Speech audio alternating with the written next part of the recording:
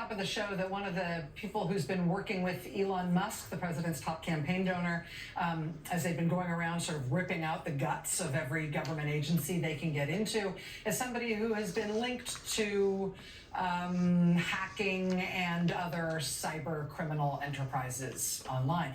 It's interesting, though, why he lost one of his most recent jobs before he got this one with the U.S. government. This is the email that reportedly went around when he got fired from that job. He was working as an intern at a cybersecurity firm, this according to Bloomberg News. Quote, Edward has been terminated for leaking internal information to the competitors.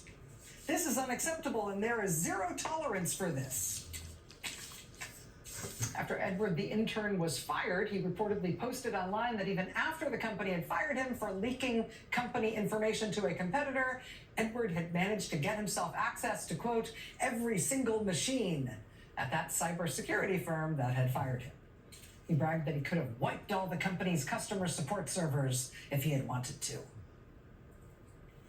Edward, that fired intern, is now older and wiser. He's now 19 years old. And he now works for the president's top campaign donor. And in that capacity, 19-year-old Edward is now a, quote, senior advisor at the U.S. State Department, where he now has been given access to all of the IT and data management functions for the country's entire diplomatic operation in every country on Earth. One current U.S. official telling the Washington Post, quote, this is dangerous. And hey, I'm no expert, but it doesn't sound good. Kind of does sound like a national security concern to have a 19-year-old who already in his young life has a history of leaking sensitive information, and then to give that 19-year-old access to all centralized data at the U.S. State Department. I don't know, it just seems off. It really is just the latest in a string of national security news coming out of this White House that could really curl your hair. Elon Musk's JV team also has access to the payment system at the Treasury Department that not only controls all things the U.S. government pays for, those things include, for example, details of secret payments made to foreign assets run by U.S. intelligence, payments to U.S. businesses abroad who have secret contracts with our intelligence services like the CIA. Speaking of the CIA, their entire workforce has been told to resign. They've all been sent that resign or else email. Then there's Trump's pick to lead the FBI. Kash Patel, who we just learned on Friday, was paid $25,000 for his participation in an anti-FBI film made by a Russian-American filmmaker who makes propaganda for the Kremlin. And then, of course, there's Trump's pick for Director of National Intelligence.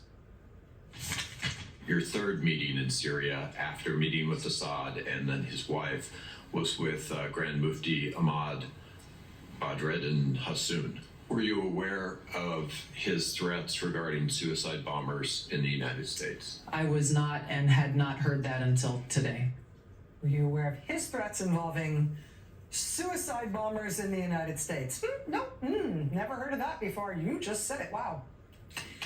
That's Trump's pick to be Director of National Intelligence. Tulsi Gabbard speaking at her confirmation hearing, saying she had no idea that that guy she met with in Syria had threatened to unleash a network of suicide bombers in the United States. Just learned that today.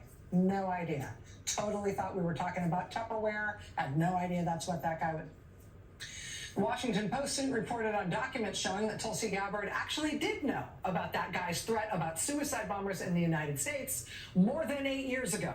She learned about it at the latest as soon as she returned from that trip. And you know, not for nothing, but that guy's still around.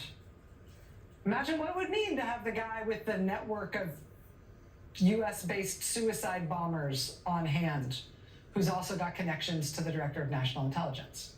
The Director of National Intelligence, who has not apparently been totally forthcoming about their relationship, including in her confirmation hearing under oath.